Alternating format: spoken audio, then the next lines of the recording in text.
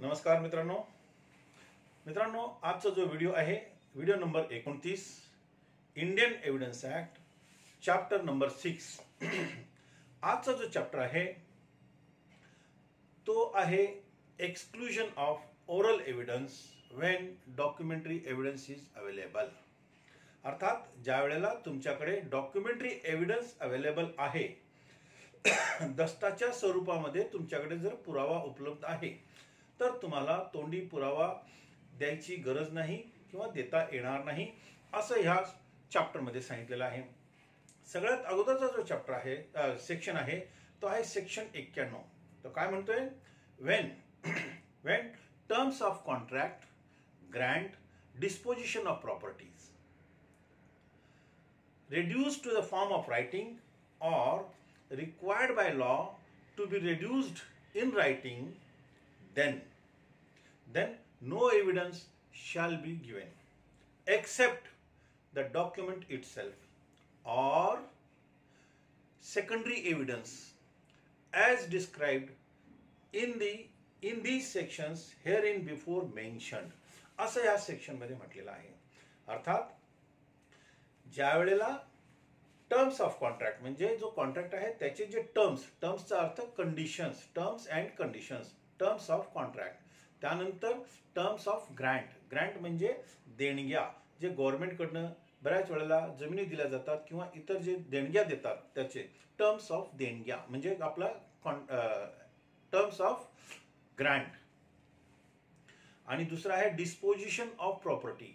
Disposition of property याचा अर्थ आपण ज्या वेळेला प्रॉपर्टीची विल्हेवाट लावतो त्यांच्या ज्या ठरलेल्या शर्ती व अटी आहेत त्या जर दस्ताच्या स्वरूपामध्ये लिहिल्या असतील किंवा कायद्याने असं बंधनकारक केलेलं आहे की तुम्हाला हा दस्त रायटिंगमध्ये लिखाणामध्येच केला पाहिजे अशी जर परिस्थिती असेल आणि तुमच्याकडे जर दस्त लिहिलेल्याच्या स्वरूपामध्ये आहे तर तुम्हाला तोंडी पुरावा देता येणार नाही किंवा द्यायची गरज नाही. आता पुरावा जो द्यायचा तो कसा द्यायचा? जो दस्त आहे तो स्वतः कोर्टामध्ये दिला पाहिजे. आणि जर ओरिजिनल डॉक्युमेंट तुमच्याकडे नाही तर मग सेकंडरी एव्हिडन्स कसा देता येतो त्याच्याबाबत हेअर इन बिफोर म्हणजे ह्याच्या पुढे ह्याच्या मागे जे आहे ते सांगितलेलं आहे. आणि ते कुठं सांगितलेलं आहे? सेक्शन 65 मध्ये सांगितलेलं आहे. अर्थात ज्या वेळेला डॉक्युमेंट अशा व्यक्तीच्या ताब्यात आहे जो कोर्टामध्ये हजर करत नाही किंवा तो डॉक्युमेंट हरवला आहे किंवा जळाला आहे किंवा सापडत नाही किंवा अशा व्यक्तीच्या ताब्यात आहे जो भारतात नाही आणि किंवा त्या व्यक्तीला कोर्टामध्ये हजर करता येत नाही अशी जर परिस्थिती असेल तर मग आपल्याला सेकंडरी एव्हिडन्स देता येतो. आता सेकंडरी एव्हिडन्स देण्याची अजून एक पद्धत आहे की ज्या वेळेला ज्या व्यक्तीच्या ताब्यामध्ये तो डॉक्युमेंट आहे तर त्याला नोटीस दिल्यानंतर देखील त्यांनी जर कोर्टामध्ये हजर केला नाही तर मग मात्र तुम्हाला सेकंडरी एव्हिडन्स देता येईल. हे कुठे दिलंय? सेक्शन 65 मध्ये दिलेलं आहे. तर मित्रांनो सेक्शन 65चा सुद्धा इथं आपण अभ्यास ऑलरेडी केलेला आहे.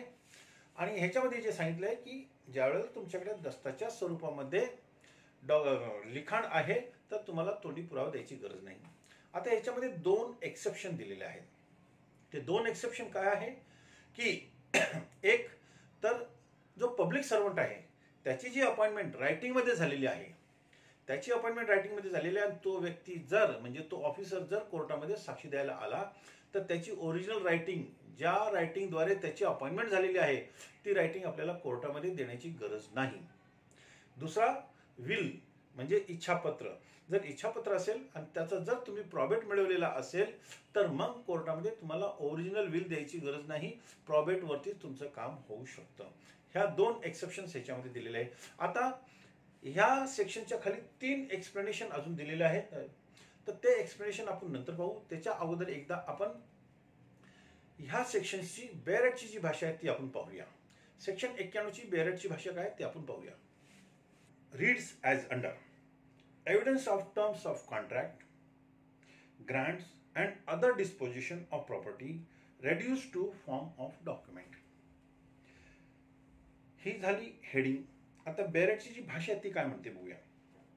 When the terms of a contract or of a grant or of any other disposition of property have been reduced to the form of document and in all cases in which any matter is required by law to be reduced to the form of document, पुढे comma दिलाय आणि मग सांगितलंय no evidence shall be given in proof of such terms of contract, grant or other disposition of property or of such matter except the document itself or secondary evidence of its contents in cases in which secondary evidence is admissible under provisions herein before contained. यामध्ये अगदी clear सांगितलं ना की जो document writing मध्ये केलेला आहे किंवा कायद्याने जो डॉक्युमेंट रायटिंग मध्ये केला पाहिजे असा जर डॉक्युमेंट असेल तर तुम्हाला दुसरा एव्हिडन्स देता येणार नाही. तो document itself should be produced in the court. आणि जर तो डॉक्युमेंट तुमच्याकडे नसेल तर मग तुम्हाला सेकंडरी एव्हिडन्स देता येईल. तो सेकंडरी एव्हिडन्स कसा देता येईल? ह्या सेक्शन्सच्या पूर्वी जे प्रोव्हिजन्स आहेत आणि जे सांगितलेलं आहे त्या पद्धतीने द्यायचं आहे. आता ही झाली बेरेटची भाषा. आता ह्याच्यामध्ये एक्सेप्शन सांगितलं ते बघूया आपण. When a public, exception number 1, when a public officer is required by law to be appointed in writing and when it is shown that any particular person has acted in such officer or the writing by which he is appointed need not be proved.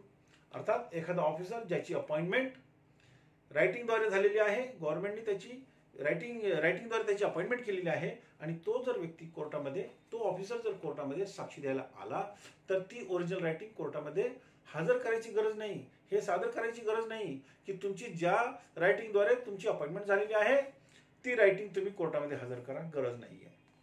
आता second exception काय म्हणतोय आपण ते पाहूया. Wills admitted to probate in India may be proved by the probate.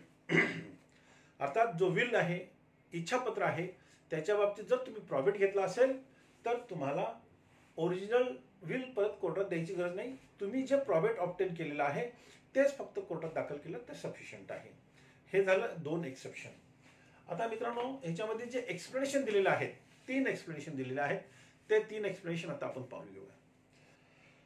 Number 1 explanation.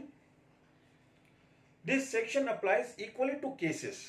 This section applies equal to cases in which contracts, grant or disposition of property referred to are contained in one document and to cases in which they are contained in more documents than one. अर्थात जो document केलेला आहे तो एक document मध्ये किंवा अजून दुसऱ्या डॉक्युमेंट मध्ये केलेला असेल, म्हणजे एक किंवा एक पेक्षा जास्त डॉक्युमेंट मध्ये जर समजा एक किंवा एक पेक्षा जास्त डॉक्युमेंट मध्ये जर समजा डॉक्युमेंट दिला असेल तर मग काय दोन्ही डॉक्युमेंट्स कोर्टामध्ये हजर करणं आवश्यक आहे असं ह्यामध्ये सांगितलेलं आहे. मित्रांनो ह्याच्याबरोबर आपण एक एक्सप्लेनेशन वाचून घेऊया, इलुस्ट्रेशन वाचून घेऊया या सेक्शनच्या खाली.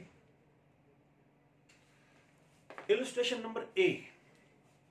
If a contract be contained in several letters, a contract is contained in several letters. All the letters in which it is contained must be proved. सर्व लेटर्स ज्याच्यामध्ये लिहिलेलं आहे ते सर्व लेटर्स कोर्टामध्ये प्रूव्ह केले पाहिजे, दाखल केले पाहिजे. आता illustration number 2, explanation number 2. Where there are more originals than one, म्हणजे एकापेक्षा जास्त ओरिजिनल आहेत. One original only need be prove, म्हणजेच एकाच वेळेला त्याचे 3 किंवा 4 सेट किंवा जास्त सेट जर ओरिजिनलचे बनवलेले असतील तर मग त्या सगळ्यांच्या पैकी एक सेट, एक कॉपी फक्त कोर्टात जरी दाखल केली तरी चालेल असं ह्याच्यामध्ये सांगितलंय. आणि ह्या एक्सप्लेनेशन बरोबर आपण इलुस्ट्रेशन नंबर C आपण ह्याच्याबरोबर वाचूया. If a bill of exchange is drawn in set of 3, एक बिल ऑफ एक्सचेंज 3 सेट मध्ये बनवलेला आहे. One only need be prove, त्यापैकी एकच फक्त कोर्टामध्ये जर दिला तरी सफिशियंट आहे असं ह्याच्यामध्ये सांगितलेलं आहे.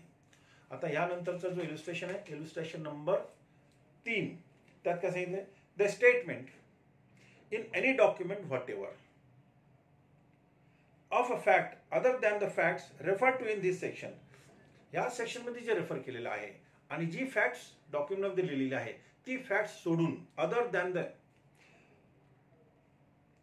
other than the facts referred to in this section shall not preclude the admission of oral evidence as to the same facts. तर कोर्टामध्ये मग तुम्हाला ओरल एव्हिडन्स देता येईल जर अदर फॅक्ट्स त्याच्यामध्ये असेल तर. आता ह्याच्याबरोबर आपल्याला जो इलिस्ट्रेशन वाचायचा आहे तो आपण डी इलिस्ट्रेशन वाचूया. D, a contract in writing with B for the delivery of indigo upon certain terms. The contract mentions the fact that B had paid A the price of other indigo contracted for verbally on another occasion. दुसऱ्या ऑकेजनच्या वेळेला सुद्धा त्याचे काही पैसे त्यांनी अगोदर दिलेले आहेत आणि ती गोष्ट जर सिद्ध करायची असेल जी ह्या डॉक्युमेंटचा पार्ट नाही तर मग मात्र तुम्हाला ओरल एव्हिडन्स देता येईल असं ह्यामध्ये दिलेलं आहे. तर oral evidence is offered that no payment was made for the other indigo, the evidence is admissible. अर्थात जी फॅक्ट्स ह्या सेक्शनचा भाग आहे आणि डॉक्युमेंटचा भाग आहे ती जर ह्याच्यामध्ये रेफर्ड केलेली नसेल किंवा दुसरी फॅक्ट्स ह्याच्यामध्ये मेन्शन केली असेल तर मग मात्र तुम्हाला पुरावा देता येईल असं ह्या सेक्शनमध्ये ह्या एक्सप्लेनेशनमध्ये दिलेलं आहे. आता एक इलिस्ट्रेशन अजून राहिलं तो आपण घेऊया. Illustration number B, if a contract is content in a bill of exchange, the bill of exchange must be proved. समजा बिल ऑफ एक्सचेंज डायरेक्ट लिहिलेला असेल आणि तो जर सिद्ध करायचा असेल तर तुम्हाला तो बिल ऑफ एक्सचेंज कोर्टामध्ये सादर केला पाहिजे, तो प्रूव्ह केला पाहिजे असं ह्या इलिस्ट्रेशनमध्ये दिलेला आहे. मित्रांनो, आपण सेक्शन 91 ची संपूर्ण बेरेट लँग्वेज वाचलेली आहे आणि आपण समजून घेतलेला आहे. यानंतर आपण सेक्शन 92 पाहूया. सेक्शन 92 जो आहे तो असं म्हणतो की जर समजा सेक्शन 91 अन्वये तुम्ही डॉक्युमेंट प्रूव्ह केला आणि तो सिद्ध झालाय तर मग तुम्ही ओरल एग्रीमेंट त्याच्या अगेन्स्टमध्ये देऊ शकत नाही. तो जो डॉक्युमेंट सिद्ध केलेला आहे, जो डॉक्युमेंट तुम्ही 91 खाली प्रूव्ह केलेला आहे त्याला मॉडिफाय करण्याकरता, त्याला कॉन्ट्राडिक्ट करण्याकरता, त्याला सबस्ट्रॅक्ट करण्याकरता असा तुम्ही दुसरा ओरल एग्रीमेंट देऊ शकत नाही. परंतु त्याला काही एक्सेप्शन्स दिलेले आहेत आणि ते एक्सेप्शन्स काय आहे? पहिला एक्सेप्शन, एक तर डॉक्युमेंट इनव्हॅलिड आहे असा जर असेल तर तुम्ही मात्र त्याला ओरल एव्हिडन्स देऊ शकता. आता इनव्हॅलिड डॉक्युमेंट्स कशी काय होऊ शकतं? एक तर कन्सिडरेशन तुमचं इलिगल होता किंवा पर्पज इलिगल होता किंवा तो जो डॉक्युमेंट झालेला आहे विथ मायनर झालेला आहे, मायनरच्या बरोबर झालेला आहे किंवा त्या डॉक्युमेंटला फ्री कन्सेंट नव्हती किंवा तो कोर्शन खाली घेतलेला आहे, दमदाटी करून गेलेला आहे, अनडू इन्फ्लुएन्स झालेला आहे, फ्रॉड झालेला आहे, मिस्टेक झालेला आहे, मिसरिप्रेझेंटेशन झालेलं आहे, असा जर तुमचा ग्राउंड असेल तर मग मात्र तुम्ही त्याच्यामध्ये आपला ओरल एव्हिडन्स देऊ शकता. आता हा झाला exception number 1, invalid documents. Second काय आहे? जर डॉक्युमेंट काही कंडिशनवरती सायलेंट असेल, काही पॉइंटवरती सायलेंट असेल तर मग मात्र तुम्ही एव्हिडन्स देऊ शकता.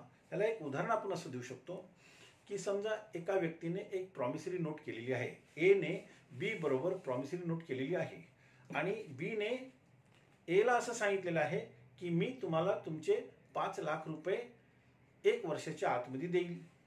आता ह्याच्यामध्ये ज्या वेळेला ए ने बी वर दावा दाखल केला तर ए ने त्याच्याबरोबर व्याज सुद्धा मागितलेलं आहे की माझे 5 लाख तर देणं आहे आणि त्याच्याबरोबर त्यांनी व्याज पण द्यावं.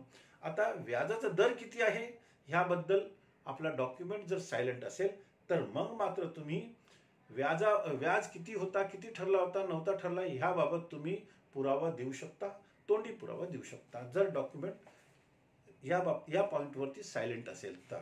आता थर्ड पॉइंट आपण घेऊया. एखाद्या डॉक्युमेंटमध्ये काही कंडिशन प्रेसिडेंट असतील. कंडिशन प्रेसिडेंट म्हणजे महत्वाची अट एखादी टाकलेली असेल आणि ती अट जर समजा त्या डॉक्युमेंटमध्ये लिहिलेली नसेल तर मग मात्र तुम्ही ओरल एव्हिडन्स देऊ शकता.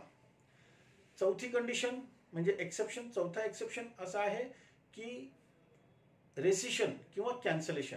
तुम्ही अगोदर डॉक्युमेंट केला होता, नंतर तोंडी तुम्ही काहीतरी बोलणं करून तो डॉक्युमेंट कॅन्सल केलेला आहे किंवा मॉडिफाय केलेला आहे.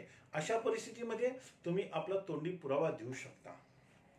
आता हे झाले 4. आता 5वा काय आहे? Usages and customs. अर्थात बऱ्याच वेळेला व्यापारी सिस्टममध्ये असं असतं की ज्या वेळेला माल एकमेकांकडे दिला जातो तिथं अशी एक युसेज आणि कस्टम असते की बाबा आता तुला माल दिलेला आहे, तू 2 महिन्याच्या आतमध्ये आम्हाला पैसे दे. तर ते 2 महिन्याच्या आतमध्ये जर पैसे दिले तर त्याच्यावरती व्याज लागणार नाही. अशी एक व्यापारी सिस्टम असते, युसेजेस अँड कस्टम्स. आता जर समजा त्या व्यक्तीने म्हणजे ज्यांनी माल दिलेला आहे त्याने दावा लावला आणि त्याने सांगितलं की माझ्या मालाचे पैसे त्याने दिलेले नाही आहे, तर समोरचा व्यक्ती म्हणजे ज्याने माल घेतलेला आहे तो असा ऑब्जेक्शन घेऊ शकतो की युसेज अँड कस्टम्स प्रमाणे 2 महिन्यापर्यंतचा जो माल आमच्याकडे पैसे मी देणं होते तो त्या पॉईंटवरती कोणतंही व्याज लागणार नाही, त्याच्यानंतरच्या पिरियड करता व्याज लागू शकतो, असा तो ग्राउंड घेऊ शकतो. याला युसेजेस अँड कस्टम्स म्हणतो. आणि शेवटचा जो आहे लँग्वेज ऑफ द डॉक्युमेंट, ही थोडीशी ॲम्बिग्युअस आहे. त्याचे असं दिलेलं आहे, any fact may be proved which shows in what manner the language of the document is related to the existing facts. जी एक्झिस्टिंग फॅक्ट्स आहे त्याच्यावरती डॉक्युमेंटची जी लँग्वेज आहे ती कशा पद्धतीने ॲप्लिकेबल आहे ह्याच्यावरती जर ॲम्बिग्युटी झाली तर ते साबित करण्यासाठी आपण ओरल एव्हिडन्स देऊ शकतात. मित्रांनो, सेक्शन 92 हा नेहमी सेक्शन 91 नंतर ॲप्लिकेबल होतो. अर्थात सेक्शन 91 खाली ज्यावेळेला डॉक्युमेंट प्रूव्ह झाला आणि मग तुम्हाला जर ऑब्जेक्शन घ्यायचं असेल तर तुम्ही घेऊ शकतात. आता आपण सेक्शन 92 ची जी बेरेटची भाषा आहे ती एकदा वाचून घेऊया.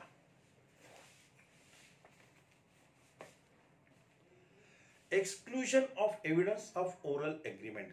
इथे शब्द असे आहे, exclusion of evidence of oral agreement when the terms of any such contract, grant or other disposition of property or any matter required by law to be reduced to the form of a document have been proved, इथे शब्द वापरले, have been proved according to the last section. म्हणजे last section प्रमाणे जर prove केलं तर पुढे no evidence of oral agreement or settlement or statement shall be admitted as between the parties to any such instrument or their representatives interest. आणि याचा अर्थ जी party आहे किंवा त्याचे जे रिप्रेझेंटेटिव्ह इंटरेस्ट आहे म्हणजे त्यांचे जे वारसदार आहेत त्यांना या बाबतीत रोखलेलं आहे की तुम्ही यापुढे ओरल एग्रीमेंट किंवा ओरल एव्हिडन्स देऊ शकत नाही. For the purpose of contradicting, varying, adding और सबस्ट्रॅक्टिंग फ्रॉम इट्स टर्म्स. एकदा सेक्शन 91 खाली डॉक्युमेंट प्रूव्ह झाला तर तुम्ही ओरल एग्रीमेंट देऊ शकत नाही त्या डॉक्युमेंटला डिस्प्रूव्ह करण्यासाठी. परंतु त्याला जे एक्सेप्शन्स दिलेले आहेत ते मी आत्ता आपल्याला सांगितलेले आहेत. एकदा मी आपल्याला बोर्डावरती ते एक्सेप्शन्स पुन्हा लिहून दाखवतो.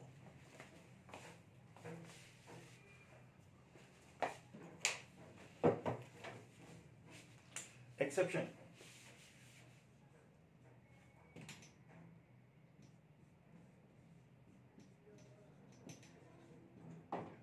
एक पहिला आहे इनव्हॅलिड.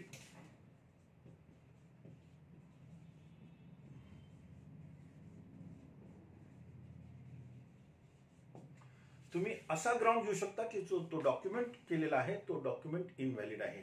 इनव्हॅलिड साठी बरेच कारण आहेत. इंडियन कॉन्ट्रॅक्ट ऍक्ट सेक्शन 10 पासून 30 पर्यंतचे, सेक्शन 10 पासून 30 पर्यंतचे जे त्याच्यामध्ये रिझन्स आहेत त्याच्यामधला कोणताही रिझन तुम्ही याच्यामध्ये घेऊ शकता. एक्झाम्पल, कोर्शन,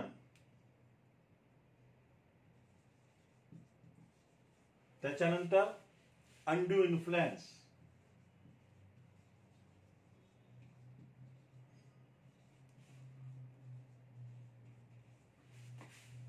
त्यानंतर फ्रॉड,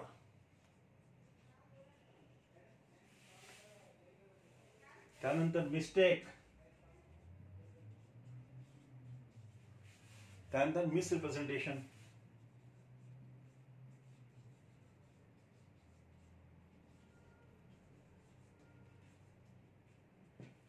हे कारण, ह्याच्यामधले कोणतेही कारण आपण देऊ शकतो, हे दाखवू शकतो की हे इनव्हॅलिड डॉक्युमेंट आहे. अजूनही त्यात बरेच कारण आहेत, जसं agreement in restaurant of marriage,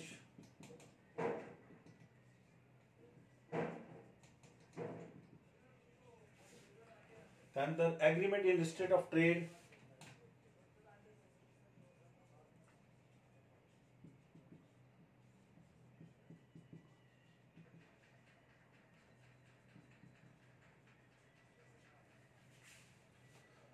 असे जे कारण आहेत जे हे सिद्ध करण्यासाठी सफिशियंट आहे की हा डॉक्युमेंट इनव्हॅलिड होता किंवा हा डॉक्युमेंट इनव्हॅलिड झालेला आहे. अजूनही त्याच्यामध्ये मायनर बरोबर ऍग्रीमेंट केला असेल, मायनर बरोबर ऍग्रीमेंट केला असेल किंवा जो व्यक्ती ज्याच्या संग ऍग्रीमेंट झालेला आहे तो अनसाउंड माइंड होता,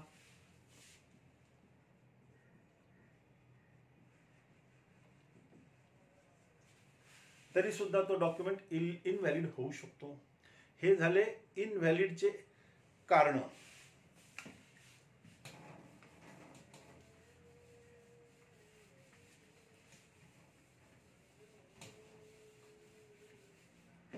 आता दुसरं कारण काय आपण दिलेलं आहे, डॉक्युमेंट सायलेंट ऑन.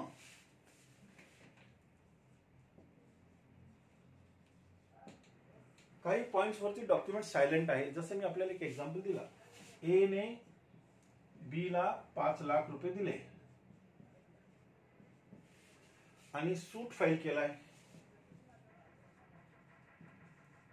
त्याच्यामध्ये व्याजाबद्दल काहीच लिहिले नाही. About interest nothing mentioned.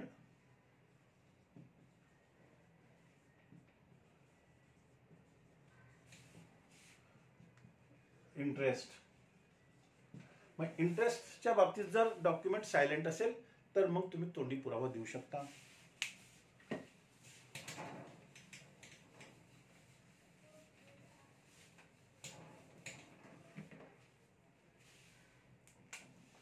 Condition president.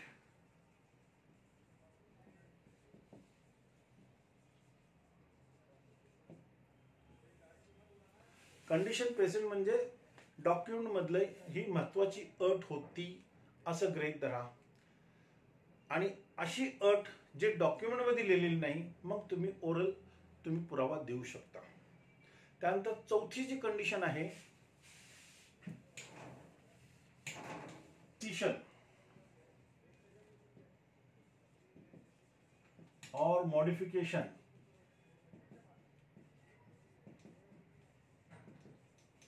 और कैंसलेशन.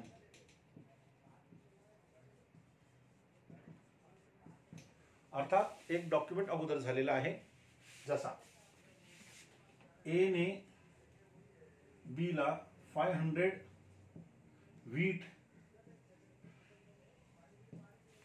पाठवण्याचा ऍग्रीमेंट केलेला आहे आणि तो असं सांगितलेलं की 31 मार्च पर्यंत मी तुम्हाला माल पाठवून देणार आहे. 31 मार्च पर्यंत माल पाठवणार आहे. परंतु ए ने तो माल पाठवला नाही. बी ने दावा दाखल केला की मला माल पाठवला नाही, माझं नुकसान झालंय. ए ने सांगितलं, काय सांगितलंय, आता कोर्टामध्ये त्याचा डिफेन्स काय आहे, आमचं असं ठरलं होतं की मला 31 मार्चच्या अगोदर तुम्ही 50% रक्कम ऍडव्हान्स द्या आणि डिलिव्हरीच्या दिवशी 50% द्यायचं. ह्यांनी मला 50% रक्कम दिली नाही, त्यामुळे मी यांना माल पाठवला नाही. हे झालं रेसिशन, कॅन्सलेशन और मॉडिफिकेशन. जर अशी जर परिस्थिती असेल तर तुम्ही ओरल एव्हिडन्स देऊ शकता.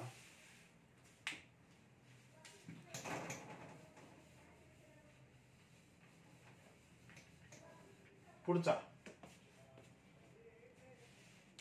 Usages and customs.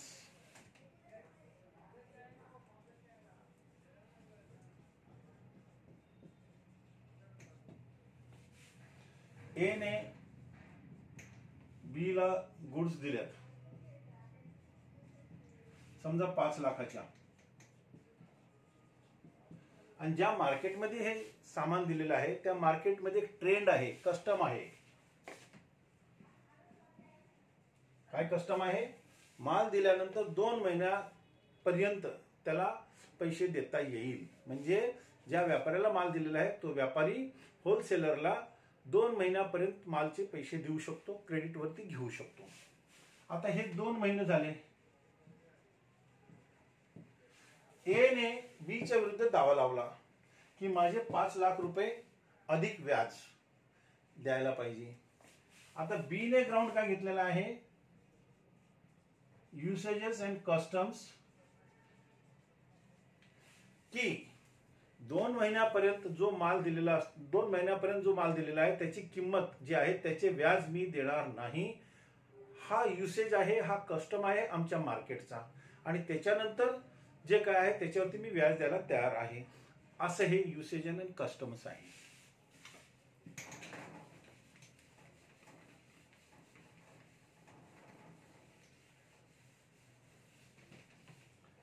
त्यानंतर last, language of the document.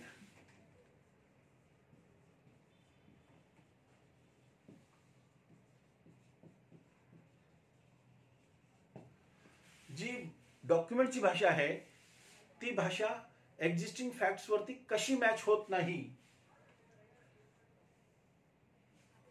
हे सिद्ध करण्यासाठी तुम्ही पुरावा देऊ शकता. ती जी भाषा आहे ती ॲम्बिग्युइटी आहे, ॲम्बिग्युअस आहे असं तुम्ही कोर्टामध्ये हा पुरावा देऊ शकता की ही जी भाषा आहे, ह्या ज्या डॉक्युमेंटमधली जी भाषा आहे हे एक्झिस्टिंग फॅक्ट्सवरती लागू होत नाही असं तुम्ही पुरावा देऊ शकता. अशा पद्धतीने मित्रांनो सेक्शन 91 आणि 92 आपण पूर्ण केलेला आहे. सेक्शन 91 एवढंच म्हणतो की ज्या वेळेला डॉक्युमेंट ओरिजिनल तुमच्याकडे आहे आणि रायटिंगमध्ये आहे तर तुम्हाला कोर्टामध्ये तोच डॉक्युमेंट कोर्टात प्रोड्यूस केला पाहिजे, तरच एव्हिडन्स घेतला जाईल. आणि ओरिजिनल जर तुमच्याकडे नसेल तर तुम्ही सेकंडरी एव्हिडन्स देऊ शकता. सेकंडरी एव्हिडन्स जो एव्हिडन्स ॲक्टमध्ये ह्या सेक्शन्सच्या पूर्वी सांगितलेला आहे त्या पद्धतीने तो सेकंडरी एव्हिडन्स दिला पाहिजे, आणि त्याची पद्धत जी आहे सेक्शन 65 मध्ये दिलेली आहे. त्यानंतर त्याच्यामध्ये 2 एक्सेप्शन्स दिलेले आहेत. पहिला एक्सेप्शन काय आहे की एखादा जर पब्लिक ऑफिसर असेल आणि त्याची अपॉइंटमेंट जर बाय रायटिंग झालेली आहे तर कोर्टामध्ये साक्षी देताना ती ओरिजिनल रायटिंग तुम्हाला कोर्टात द्यायची गरज नाही. त्याची अपॉइंटमेंट त्या रायटिंगद्वारे झालेली आहे, ती रायटिंग कोर्टामध्ये देण्याची गरज नाही.